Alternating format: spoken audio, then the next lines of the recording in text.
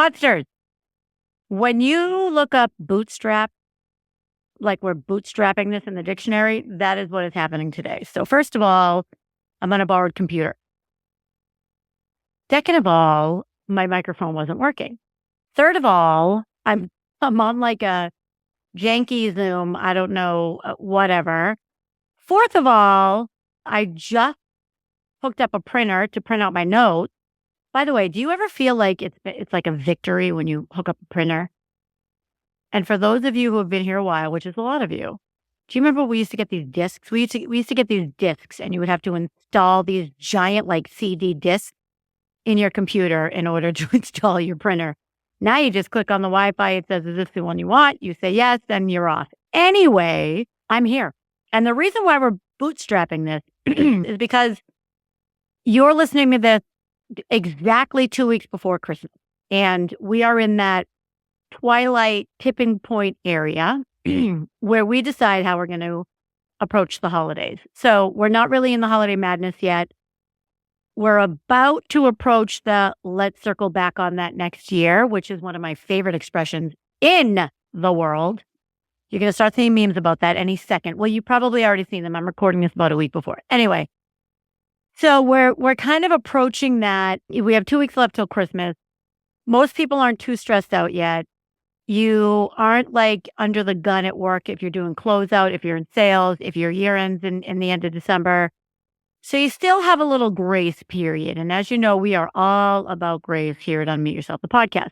So what I want to talk to you about is how to really approach the holidays. And I think this is possible without being stressed out. Okay.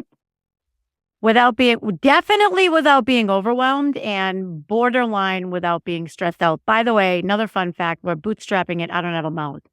And I'm old school. I don't like these little Trek wheels and the little pads. I hate those.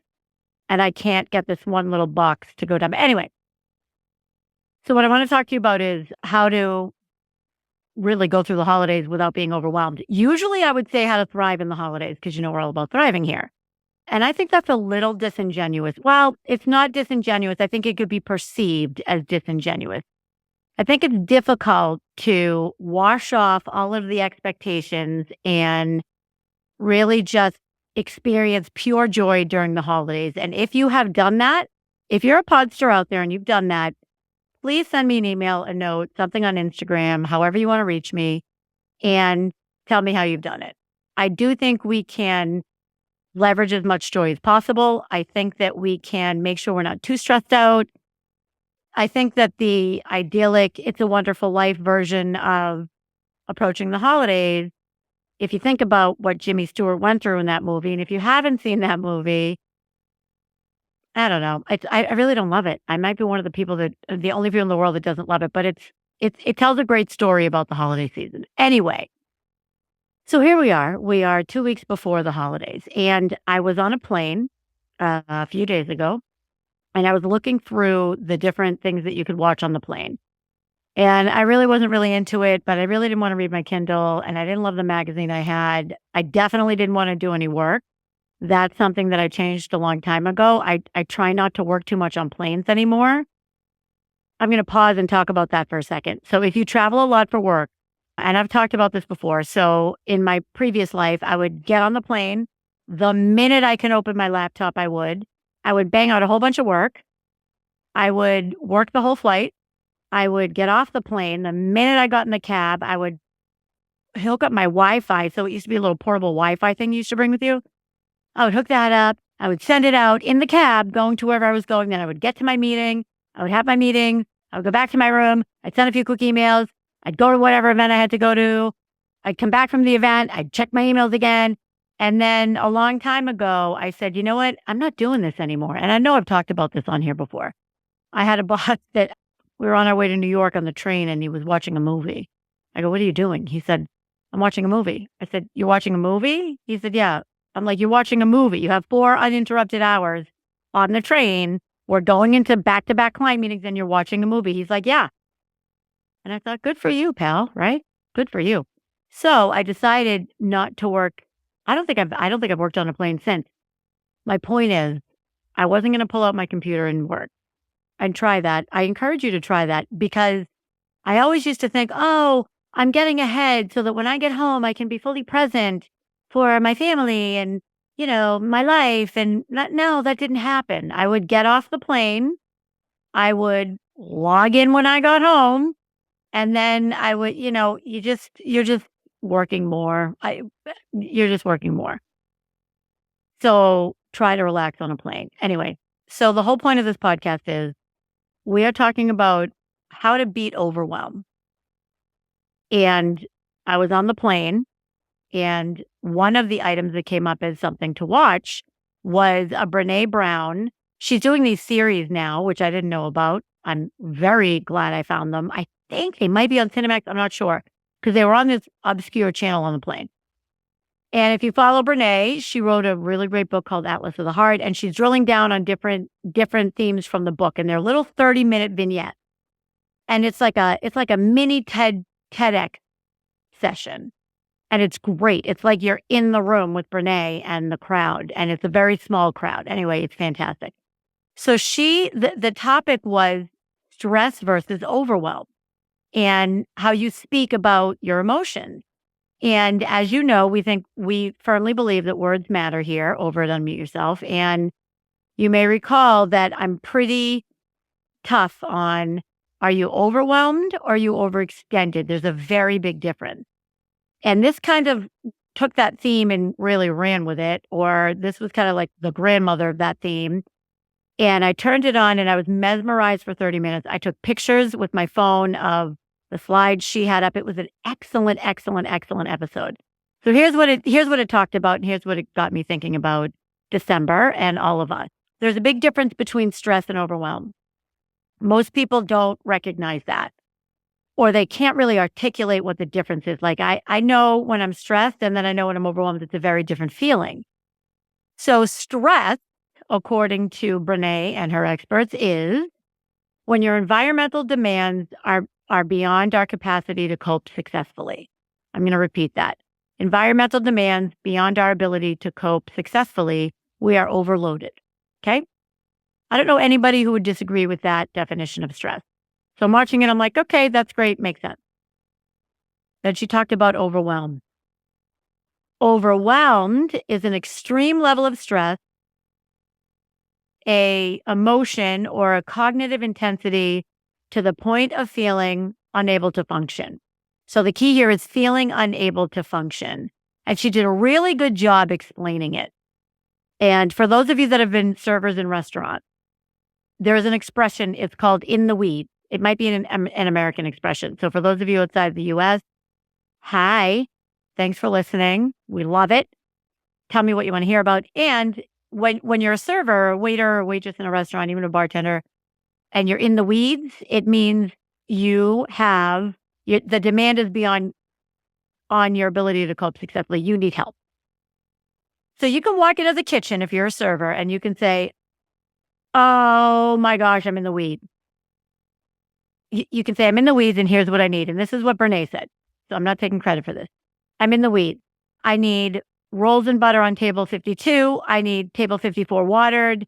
And I need somebody to drop desserts at 56, right? You're like, I'm stressed. I'm in the weeds. Here's what I need. Great. Fantastic. Okay. People help you and you move on. Overwhelmed is when if you're a server, you walk into the kitchen, and I'm going to give you a real life example in a minute. And you say, I'm blown. I am just blown. You don't know what to tell people so that they can help you. You cannot really function. And I think that's really important.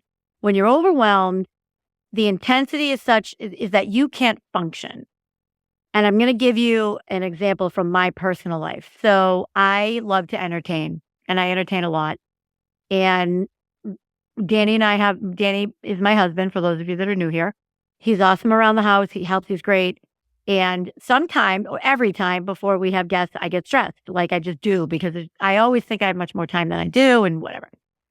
So sometimes he'll say, okay, baby, what do you need? And I'll say, can you light the candles? Can you set the music? Can you set the lighting? And can you turn on the oven? Boom. If you can do that, you can help me. Great. So that gives him the ability to help me. That gives me the ability to move things off my plate. and focus on what is a priority for me and what it is that only I can do. He can set the lights, he can light the candles, he can set the music. I'm the only one that can prepare the food. So it really helps me kind of outsource.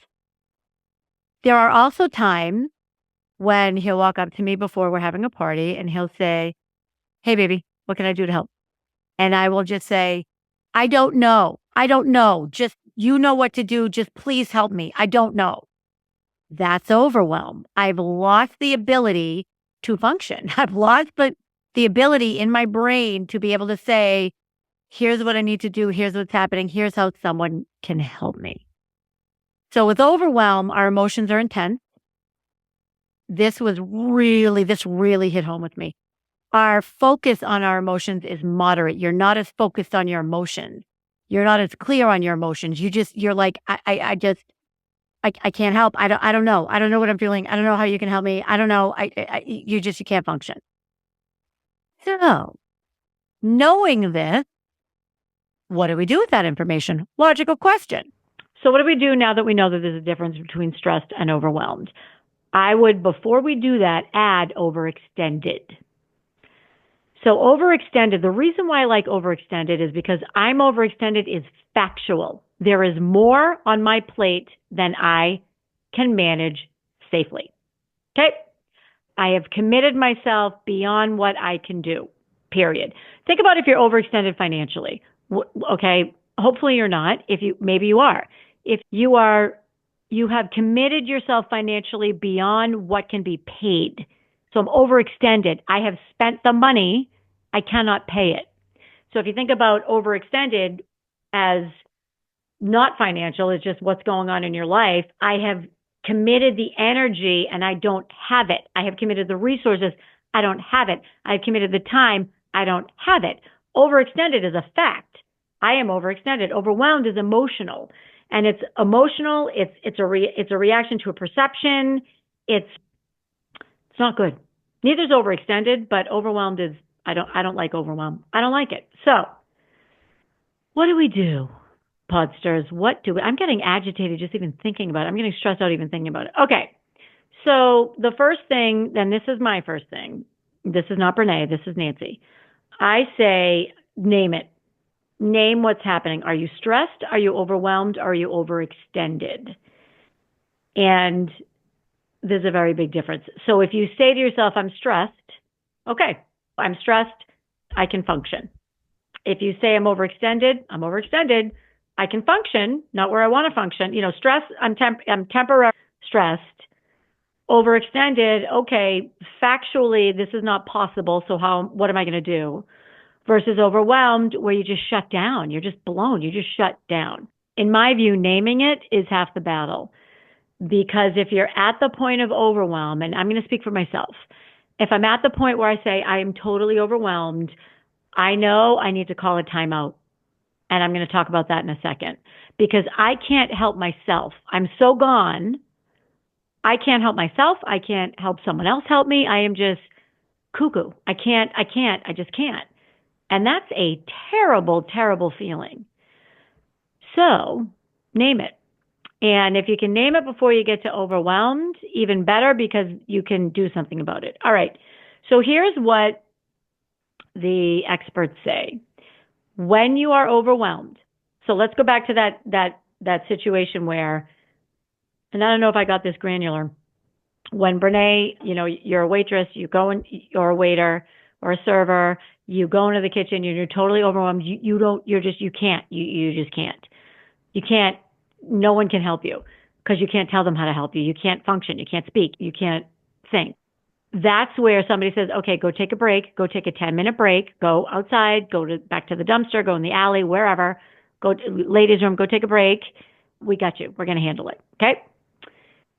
So what I am going to do differently now moving forward is when I am overwhelmed, and it doesn't happen that often, but when it does, I don't like it. And what the experts say is when you're overwhelmed, do nothing. Sit in stillness for at least like 5 to 10 minutes. And again, this episode was excellent. She gives another example. Where if you can just sit and be still for 5 to 10 minutes, in my perspective, you blow up that algorithm You disrupt the pattern and you can just catch your breath and you come back and you're not overwhelmed anymore. You're stressed or you're overextended, which then you can manage. So it's stillness or sit in nothingness for as little as 10 minutes. So if and when this happens to me again, what I'm going to do is I'm just going to take it. I'm just going to go shut the door and I'm going to sit and be still for 5 or 10 minutes. And I know that if I do that, I can come back and I can function.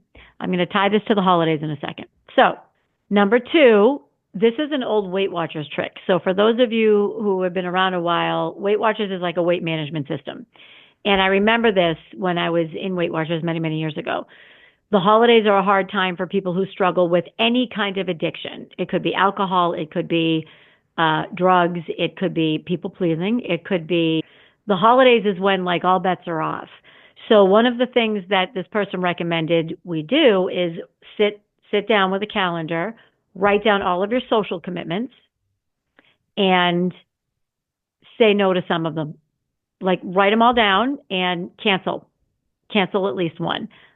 What I suggest you do, because I've been doing this for years, I sit down, I write down all of my commitments or all my potential commitments. And what I'll do is in the beginning of the month, I'll say to people, that sounds like a lot of fun. Can I get back to you when I have a better idea of my schedule? Because what happens, Podsters, is when somebody invites you to something and it's Thanksgiving, you think, oh, great, December 19th, I'm going to have nothing going on. That's awesome. Can't wait. I'm going to be in the holiday season. Love it. I would love to spend the day making cookies with you all day. I would love to do that. That sounds like such a great way to celebrate the holidays.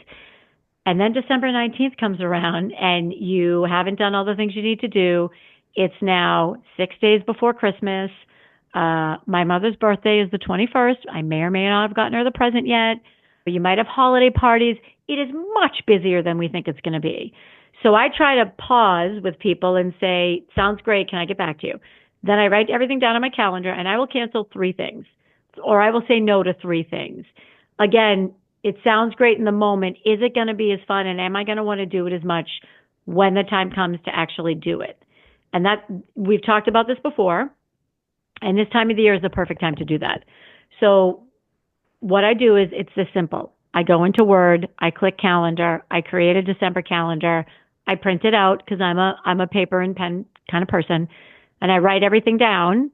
And when I see this visual of, okay, so for example, on December 16th, I have 3 meetings on the same day at the same time. I never would have done that. I'm in a role now where people can book into my calendar. That's a whole nother story. But I now know, but I know ahead of time, okay, I'm not going to be able to do these 3 things all at once. So it's not like I'm waking up on the 16th and saying, I'm overcommitted. I have these 3 things. They're counting on me. I know now, and I can reach out to them and say, hey, listen, I can't be here for the whole meeting. I'd love to pop in for the first 30 minutes. Does that work for you? Yes. Or, hey, I know I committed to this luncheon. I can't stay for the whole time. I'd love to come and say hello to a few people. Does that work? Yes. So you map it all out and you cancel a few things and or you prioritize and or you let people know ahead of time. Here's something else I'll tell you, and we talked about this last year. If you've overcommitted and you cancel on someone or you say, hey, you know what, I overextended myself. Are you okay with maybe doing this in January? I guarantee you, whoever it is and whatever it is, they will say, that is awesome. Thank you. Yes, I would like to do that. And they will be so relieved that they get that time back. It happens every single time I do it. We talked about it last year. A lot of you said it worked great for you, so give that a try. So you write everything down on the calendar, cancel 3 things. 3, not 1, not 2, 3. You have to cancel 3 things for this to work. Okay. So then the last thing you're going to do while you have that calendar out, by the way, however you do it, if you're an iPhone junkie or an Android, however you do it, that's fine too. The other thing you do is you are going to schedule time, and you're not going to schedule something specific. So a lot of people say schedule self-care time or schedule time to sit in a Himalayan salt cave. Fun fact, I'm actually doing that. I did schedule that because I like that. Anyway, just block some time, couple hours here or there. You're protecting your time. You don't have to, because if you block time and it's for something specific, well, then you're going to feel bad if you don't feel like doing it. So just block time, couple hours. Maybe it's 2 hours a day. Maybe it's 4 hours on a weekend. It doesn't matter. Just block some time so that you are not go, go, go, go, go, and you have that cushion, and then you can use that time however you want. You want to go to the Himalayan salt cave? Go do that. You want to go get a facial? Go do that. You want to wrap presents? Do that. You want to bake cookies? Do that. But you have this block of time that you are protecting for you. You're protecting your energy. So that's the third thing. 1, sit in stillness for like 10 minutes. 2, map out the calendar and cancel 3 things. And then 3, block time for yourself.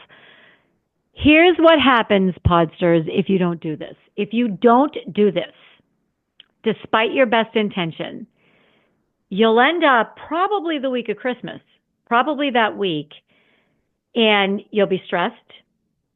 You may or may not resent some of your commitments, which, remember, at the time you were excited about it.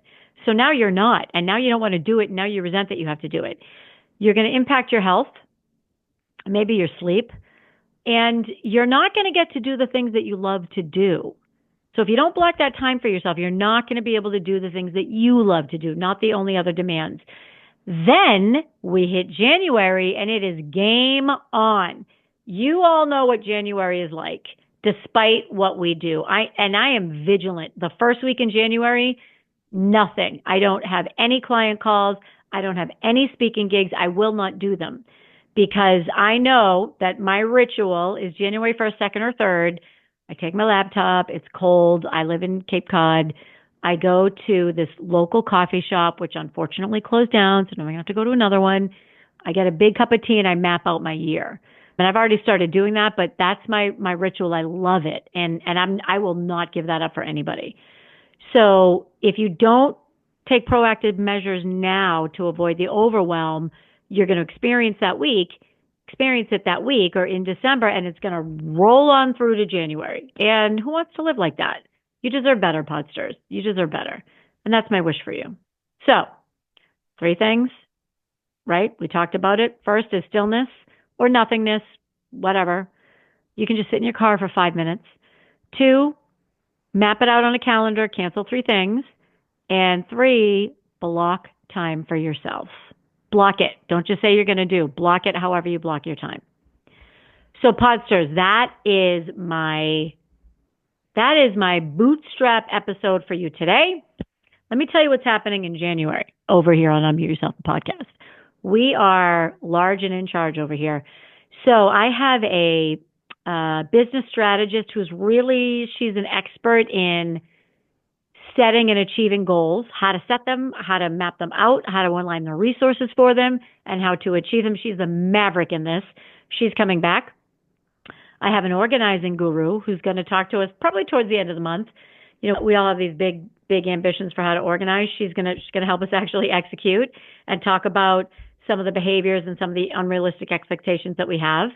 And I'm also going to bring back a wardrobe specialist who's going to talk to us about purging your closets and how to really set up your brand and how to use your style as your competitive advantage. And if you don't think you have a style, or if you want a style, this podcast is going to be great for you. A lot of us in January look to reinvent ourselves, and all 3 of these tie in perfectly to that. I'm so excited about this. I think it's going to be an epic month. So Podsters, with that, I'm out. I hope you enjoyed this episode. If you did and you think it's valuable, share it. Take a screenshot, tag me on Insta, send it to your friends, whatever. Send a smoke signal. However you do it, share it. Share the love. With that, I love you, Podsters. I will see you next week, and peace out.